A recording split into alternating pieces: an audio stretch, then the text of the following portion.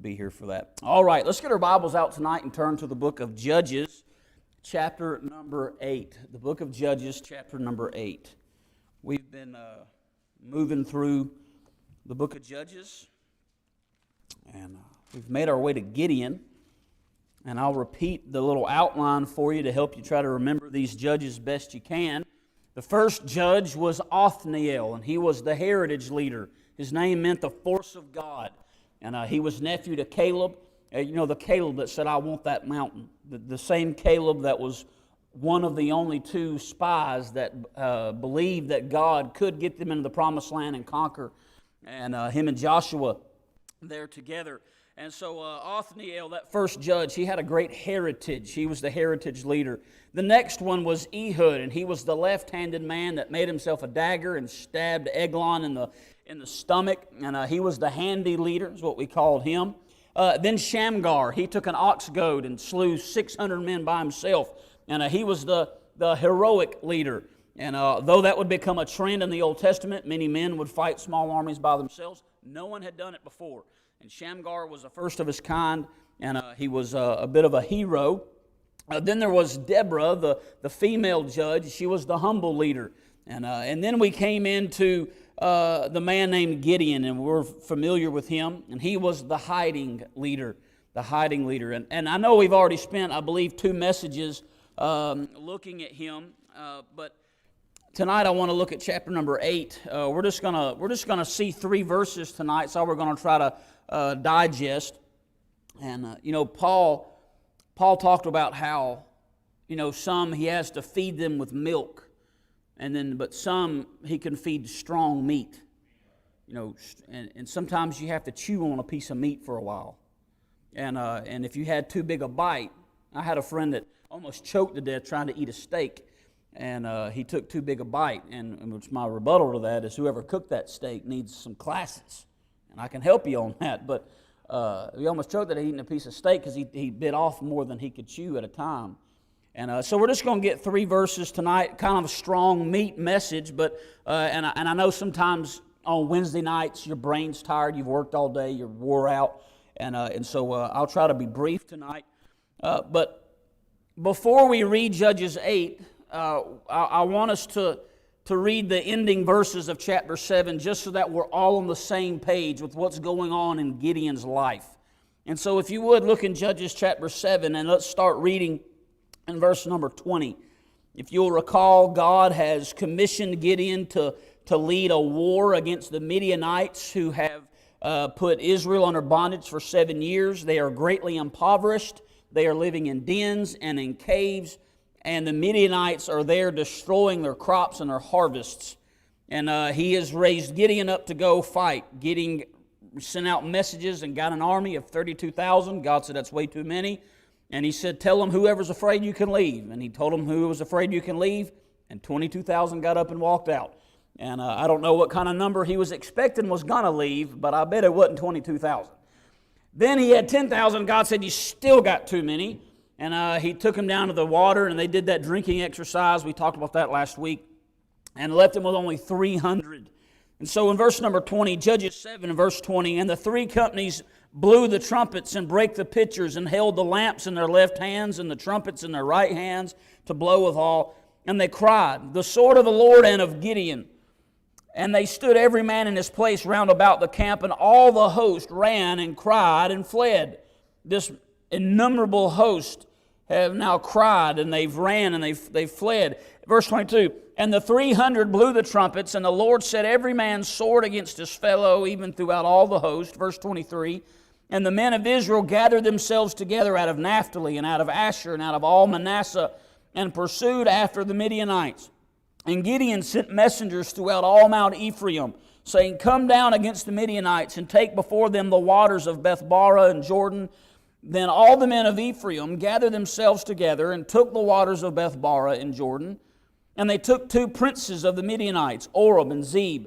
And they slew Oreb upon the rock Oreb. And Zeb they slew at the winepress of Zeb, and pursued Midian, and brought the heads of Oreb and Zeb to Gideon on the other side Jordan. All right, so God has just done something amazing. He has wrought a great victory and a great miracle in the life of Israel through the faith of Gideon. They've been in bondage for 7 years, and God has just toppled that enemy. Now the momentum has swung completely to the other side. Whereas a minute ago, Israel was hiding in dens and caves. Now they're chasing the enemy out of town. And now Ephraim got involved, and they've just cut off the heads of the main princes, Oreb and Zeb. And so it's been a good day in the Promised Land. God took 300 guys, and they blew some trumpets and busted some pitchers, and a whole host turned on itself, and God just fixed everything, just like that. And not one of the Israelites had to die in battle. Not one of the Israelites had to sacrifice themselves. And God just fixed it all. And surely everybody in Israel is happy about it. Surely everybody has Gideon's back. Surely everybody says, Gideon, you the man. Thanks, Gideon. Oh, we know God did it, but thanks, Gideon. Surely that's what happens, right? Well, you would wish. Chapter number 8, verse number 1. And the men of Ephraim said unto him, Why hast thou served us thus, that thou callest us not when thou wentest to fight with the Midianites? And they did chide with him sharply. You say, what does that mean, to chide with him sharply? If you're married, you know what that means. You may not use those words, but if you're married, you know what that means. And on Gideon's greatest day, God has just wrought a miracle that's going to land Gideon in the hall of faith in Hebrews chapter number 11. And the world's never going to forget what God has just done. On his best day, Ephraim comes out pouting, pitching a fit, chiding with him sharply, raining on the parade, a party pooper, a stick in the mud, whatever you want to call it. And they can't be happy for what just happened, even though what just happened is really good for them. If you would look in chapter 7 and verse number 25, those two princes that they killed, Oreb and Zeb, they killed them in Ephraim, and there was a rock named Oreb. All right, this prince had such dominion that he's changing the names of geographical locations. Zeb had his own wine press. All right, he has taken over Mountie. He's taken over your town. All right, God just wrought a great victory in Ephraim, but Ephraim can't be happy about it because they feel like they were left out. And Gideon's going to get the praise and the glory and the attention, not Ephraim. And so tonight's message is entitled Ephraim's Envy. And so number one tonight, I want to look at his envy. And though that Ephraim sustained no hurt, neither were the worse, but rather they were bettered by what just happened, they could not bear the fact that Gideon was going to get the glory and not themselves. We deal with people like this all the time in our lives, don't we? We don't like to talk about it. We don't like to say it. We would certainly never say this to their face. But some people just can't be happy for anyone but themselves. Ephraim has just received a blessing, but they've taken it as an insult. They were included in verse number 24. Gideon sent messengers to Ephraim, but they took it as an insult. They took it as an injury. These are some very envious people. And it's a shame that we live this way, isn't it? One old preacher, you'll be glad he's not your preacher. This is what he said on this text. He said, they construe every exaltation of their neighbor as an injury done to themselves. And nothing is more common than for those who will not attempt or venture anything in the cause of God to be ready to censure those who show more zeal and enterprise than themselves. How often, too, when the danger is past, does the coward vaunt his courage? Ephraim said, well, if you had said something to me before, I'd have took care of it. Well, number one, no, you wouldn't have, because number two, no, you didn't. All right, Oreb and Zeb got places named after them in your town. You ain't taking care of nothing. All right? This exact same thing happens again 4 chapters later. In Judges chapter number 12, we'll look at that in a minute. And the same thing, that they get on to Jephthah for going to war without him. And he said, I called for you and you didn't come. In Psalm 78, you know what God said about Ephraim? He said they are armed with bows, yet they turn back from the battle. In Hosea, he said Ephraim is a cake not turned. He's burnt on one side, raw on the other. It's a cake not turned. He's raw on one side and burnt on the other. He's two-faced. You see that? You get the imagery? It's burnt on one side and it's raw on the other. It's like he's two-faced. And Ephraim he's two-faced. And some people cannot be happy for anyone. God has just, with 300 people with pitchers and trumpets, they've just defeated this massive army, set everybody free, yet you're going to be mad about it.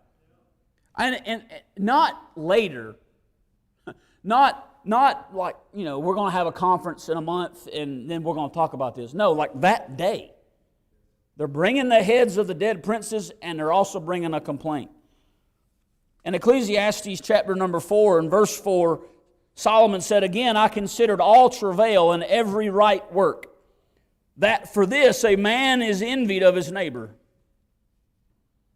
He said, I considered all travail and every right work, that for this a man is envied of his neighbor.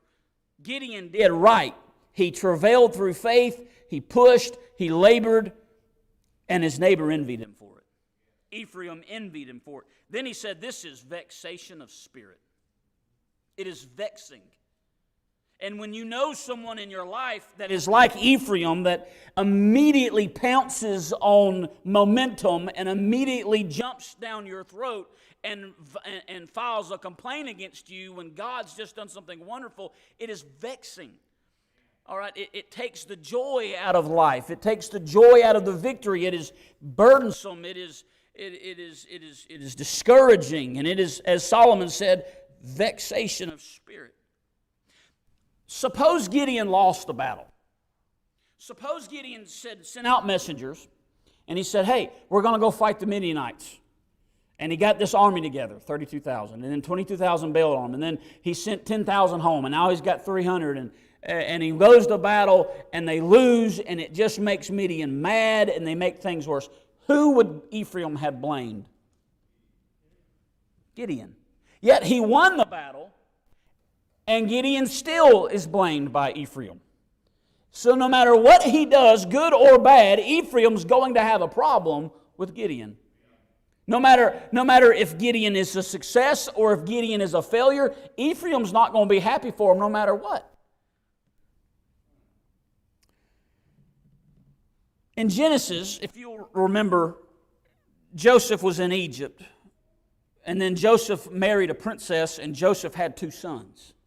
The youngest son was Ephraim. Could you imagine how entitled that boy was?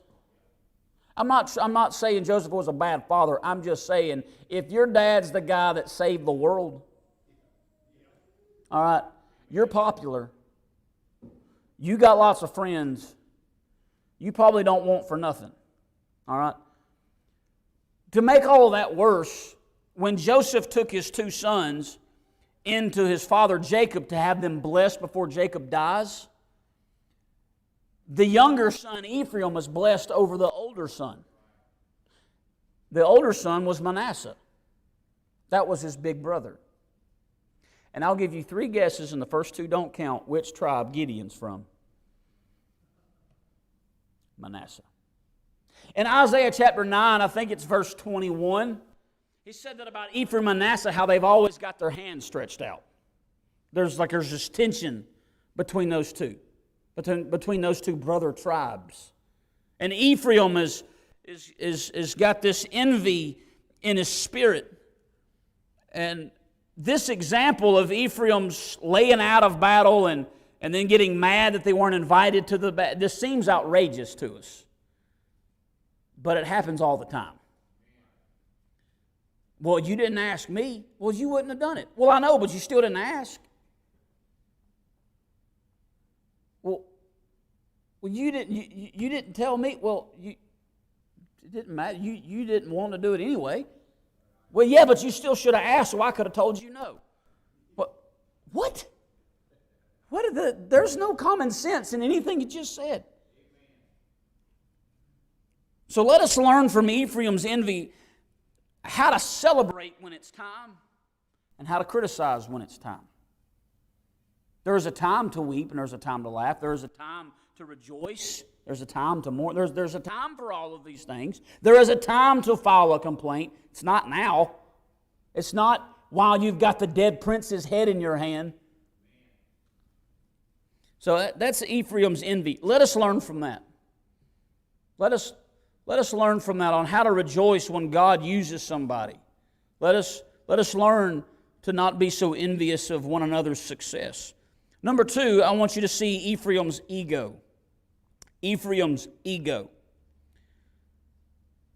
In verse number 1, Ephraim comes and says, "Why hast thou served us thus, that thou callest us not when thou wentest to fight with the Midianites?" And they did chide with him sharply. So Gideon has gone from war to an argument, just like that. He has gone from war to an argument.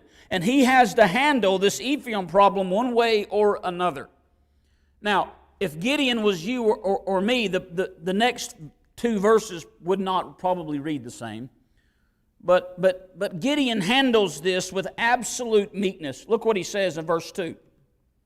"And he said unto them, What have I done now in comparison of you? Is not the gleaning of the grapes of Ephraim better than the vintage of Abiezer," which is where Gideon was from? He said, "Is not the gleaning of your grapes, your leftovers, better than our entire harvest?" He said, "God hath delivered into your hands the princes of Midian, Oreb, and Zeb.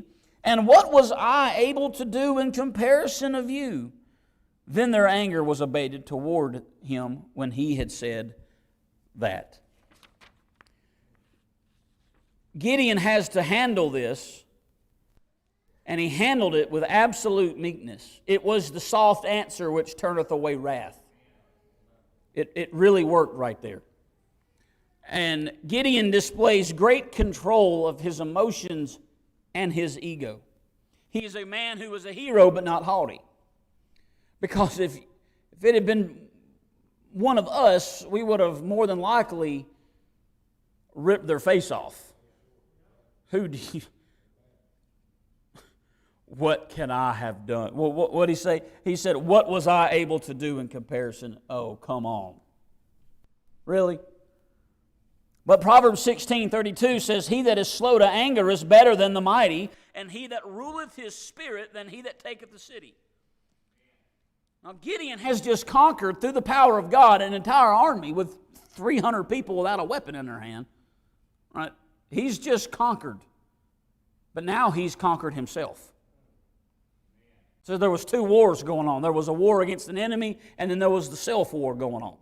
And Gideon won both. Now that's rare. It's rare that a man can win a great conquest and then not be lifted up with pride. Clearly God made the right choice when he called Gideon, huh? And so as Gideon, in the heat of this moment, hears all of this and digests what they just said, he responds so meekly and so humbly, and is impressed as the world is at Gideon's faith and Gideon's victory over the Midianites.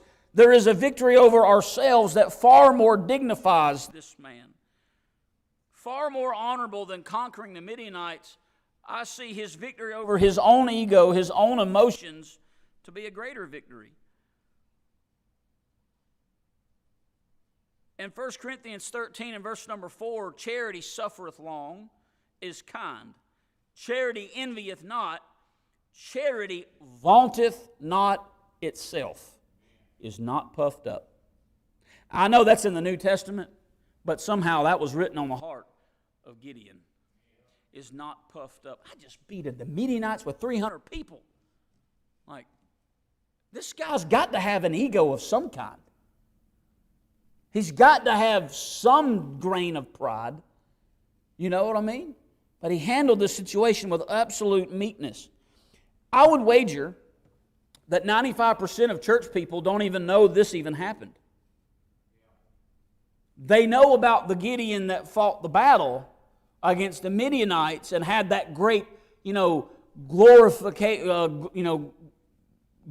battle, glorious victory. But we don't pay a lot of attention to when he got victory over himself, because that's not as impressive. That's not fun. We don't want to talk about that self-war. And so Gideon handled himself. He handled his emotions, and we need to take that lesson from Gideon, because we all have to deal with these with these egos and these envious people that can't be happy for nobody no matter what happens. We all have to deal with folks like that, whether it's in your family, whether it's at church, whether it's at your job. No matter the realm, we deal with those things. And so we need to learn and take a lesson from Gideon on how to handle our own emotions and our own ego when someone else's ego is insulting us. We need to be meek. Now, the next fruit of the Spirit in Galatians 5 that we're going to talk about is the fruit of meekness. The fruit of the Spirit is meekness. And I'm not going to try to talk too much about that because I don't want to spoil that sermon. But nonetheless, we all need a good lesson in meekness. So now for Ephraim's ego. How did Gideon diffuse the situation? By appealing to their ego. Not to God, not to God's will, not to the facts, but to their ego. He stroked their ego, and it worked. Their anger was abated. Is that what it said? Then their anger was abated toward him when he had said that. When he complimented them, when he overcompensated and overcomplimented them, they believed it. Look at what he said. What have I done now in comparison of you? A lot. You've done a lot. Like, you just set the nation free. Okay? Like, you're the man. Ephraim's not. Ephraim's a baby. Ephraim's a pouty pout. Ephraim is selfish. Ephraim is... You've done a lot. What do you mean, what have I now done? But they believed it. Oh, yeah, you're right. You haven't. You're not as impressive as me. You're right. It's almost hard to take people like this seriously, isn't it? It really is. Then he said, the gleanings of the grapes. Let's read the verse. He said, is not the gleaning of the grapes of Ephraim better than the vintage of Abiezer, his hometown? The vintage, the whole harvest, their whole storehouse. He said, isn't your leftovers? Y'all remember Ruth and how she would go and glean in the fields and get the scraps? He said, your scraps are better than our whole harvest. That doesn't have anything to do with war. It doesn't have anything to do with what's going on. He's just giving them as many compliments as he can come up with to make them feel better about themselves. And it worked. He said, God hath delivered into your hand the princes of Midian, Orb, and Zeb. And he had to remind them of, well, you did have a part. You're overlooking that you beheaded those two guys. Granted, they were served up on a silver platter, but Gideon had to make a big deal out of what they did. And then he said, what was I able to do in comparison to you? He had to criticize himself to make them feel better about themselves. He had to criticize himself so that they would feel better about their self. See, they were criticizing him, so he had to agree, because that's the only way to deal with such people. He could have dealt out the facts, he could have dealt out the common sense, and he could have been, bluntly honest, but it wouldn't have went very far. He had to criticize himself to make them feel better about themselves. You might call people like this an egomaniac or Baptists.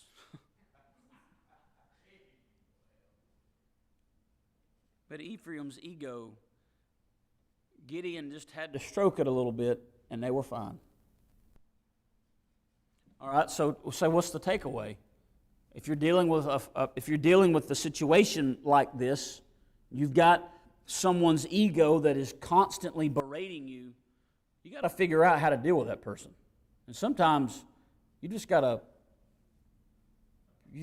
stroke the ego. You say, "Well, I don't really have nothing really true to say." Well, it doesn't matter because they're going to believe whatever you say about them. Like they are going, like because they believe a lot about themselves. They are very impressed. Like Ephraim's really impressed with Ephraim. So just brag on Ephraim and it'll make them feel better.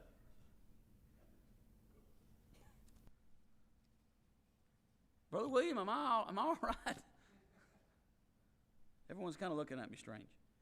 So Gideon handles this very well, and the conversation kind of seems to have zero consequences. Gideon goes on his way, and he has to deal with some other stuff. We'll talk about that next time. And then Ephraim kind of goes on his way, and they feel better, and they're not mad anymore, and they move on. And so it seems like that's just the way it is. You got somebody like this, it's just the way it is. You can't change them, and you're not going to punish them. God's not going to punish them. This is just the way it is. You just gotta listen. You just gotta stroke the ego. You just gotta criticize yourself, make them feel better about themselves, and you just have to live with it. That's kind of how it seems. But this exact scenario happens again in Judges chapter 12. And if you'll turn there, please, Judges 12. We saw Ephraim's envy, Ephraim's ego. I want you to see lastly Ephraim's error. Ephraim's error. In Judges chapter 12, there's a kind of a bizarre story. There's a man named Jephthah. And again, Israel had delved into apostasy and blasphemy, and now God had punished them. And they were crying out for a deliverer, all right? And there was a man named Jephthah, and he was the son of a good man, but also the son of a prostitute.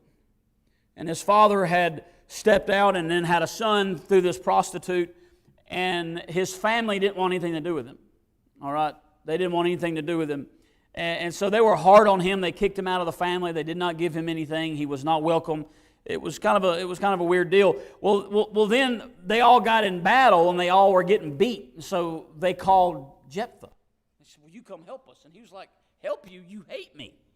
Like I'm not allowed at the family functions. I can't come to birthday. Like you don't have nothing to do with me." "Yeah, but we need you." And so Jephthah said, "Oh, all right. So Jephthah comes in. Jephthah leads the battle, and guess what? Jephthah wins. Jephthah wins. So Judges chapter 12. And the men of Ephraim gathered themselves together and went northward and said unto Jephthah, "Wherefore passest thou over to fight against the children of Ammon, and didst not call us to go with thee?" You kind of get the sense that no one really wants to deal with Ephraim. like we're in war, and we all might die, and Ephraim might help, but I'd rather die. I'd rather be beheaded than have to. So Jephthah goes without them. Look what they said in verse 1. Are y'all still looking at it? Are y'all still with me? They said, "You didn't call us. We will burn thine house upon thee with fire." We're going to burn your house down while you're in it. I'm kind of figuring out why no one wants to go fight with Ephraim. He's crazy. These people are nuts. So verse number 2, and Jephthah said unto them, "I and my people were at a great strife with the children of Ammon, and when I called you, ye delivered me not out of their hand." He said, "I did call. I did send for you. You didn't come. You left me hanging." He said, "And when I saw that ye delivered me not," verse 3, "I put my life in my hands and passed over against the children of Ammon, and the Lord delivered them into my hand. Wherefore then are you come up unto me this day to fight against me?" He said, "Don't fault me for doing what I was supposed to do to survive." It's kind of one of those things like, I'm not going to do it, but I'm going to criticize however you do it. You know, like I'm not going to help you at all, but I am going to judge how you're doing it. I'm going to tell you that ain't level, that ain't straight, that's the wrong color. You cut the grass too tall, you cut it too low, you didn't... I'm going to criticize how you sung that song. I'm not going to show up and practice, but I'm going to criticize how you sing it. Like, I ain't going to study and preach, but I'm going to criticize how you do it. Like, I'm not going to bear the weight of all these responsibilities, but I'm going to judge every decision you make. So Jephthah said, what are you talking about? Like, I did ask for your help. I did call for you. You didn't come, and now you're over here yelling at me and fighting with me. So verse number 4, things escalate. Then Jephthah gathered together all the men of Gilead and fought with Ephraim, and the men of Gilead smote Ephraim because they said, ye Gileadites are fugitives of Ephraim among the Ephraimites and among the Manassites. And the Gileadites took the passages of Jordan before Ephraim. So what they took back from Midian, what Ephraim took from Midian, now Jephthah's taken from them. And it was so that when those Ephraimites which were escaped said, let me go over, and the men of Gilead said unto them, art thou an Ephraimite? And it goes in a little thing, and we'll talk about that when we get to this chapter. But in verse number 6, what I want you to see, then they took and slew him at the passage of Jordan, and there fell at that time of the Ephraimites 42,000. So to recap, Jephthah was at war. Jephthah called to Ephraim. Ephraim didn't come. Jephthah won, and now Ephraim's mad that they weren't called. He said, I did call you, smart mouth. You didn't come. We're going to burn your house down while you're in it. No, you ain't. You want to fight? Let's fight right now. Let's throw down, and 42,000 of them get killed. The exact same thing that happened in Judges chapter 8 is now happening in Judges chapter 12, but it is not going the same. People like Ephraim are at the mercy of other people's meekness. All right, you started accusing, and you came at Gideon, and you got lucky because he was a very meek man. You come up to Jephthah, the son of a prostitute, who's had a hard life, who nobody loves and nobody wants, and you've done offended the wrong man. And now 42,000 of you guys are dead because of your envy, because of your ego. And it is not going to go well. And I know it seems like in Judges chapter 8 like it was just kind of passed over, but in Judges chapter 12 it didn't end very well. Because people like Ephraim, they're just at the mercy of other people's meekness. And they came at Jephthah, they threatened him like nothing was going to happen. You think they were really going to burn his house down? They're not going to burn his house down. These men, they boast when there's no threat. Like, they like to yell when no one's listening. If they were alive today, this probably would have been a Facebook battle. It probably, with emojis and everything. Maybe even a GIF of a house burning down. I don't know. It would have been very, very entertaining. They weren't going to really burn their house down. But then Jephthah said, we ain't having this. And 42,000 funerals later, Ephraim's learned a hard lesson. And it is very sad to watch God correct people. It's very sad to watch God correct people. When God corrects pride, it's always bloody. It is always painful. It is never funny. It is always sad. And it is always unnecessary. Ephraim picked a fight with Gideon, a meek man. That man was meek with God. That man was meek with his soldiers. He was meek. And they picked a fight with someone they weren't afraid of. They thought Jephthah was a nobody, a nothing. He just got lucky. But that wasn't the case.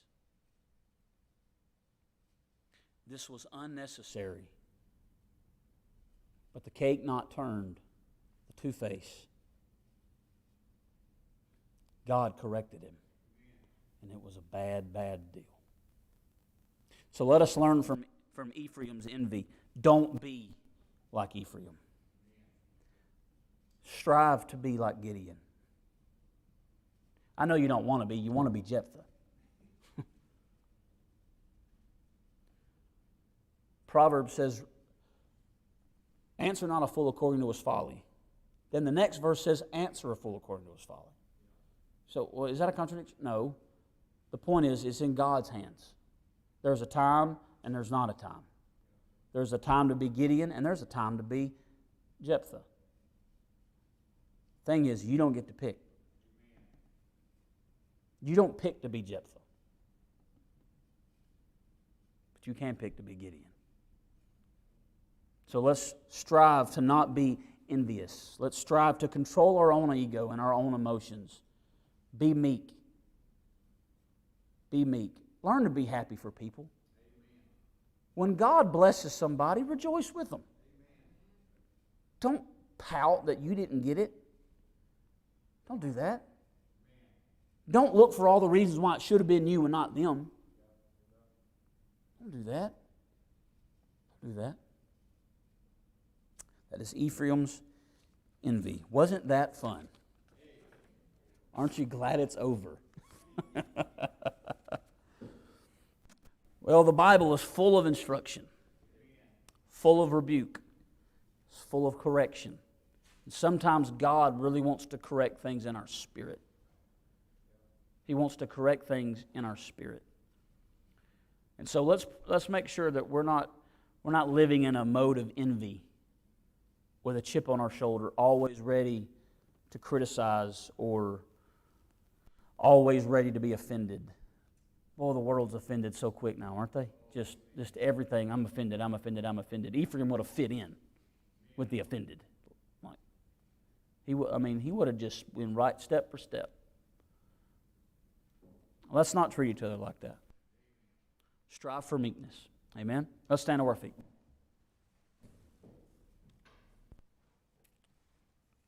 Don't forget, July the 25th, we'll have a special guest preacher, Kurt Copeland, and the kids will have a big water gun day. They're going to have a blast, and so make sure you get with Miss Madison or Brother Bo about helping out on that.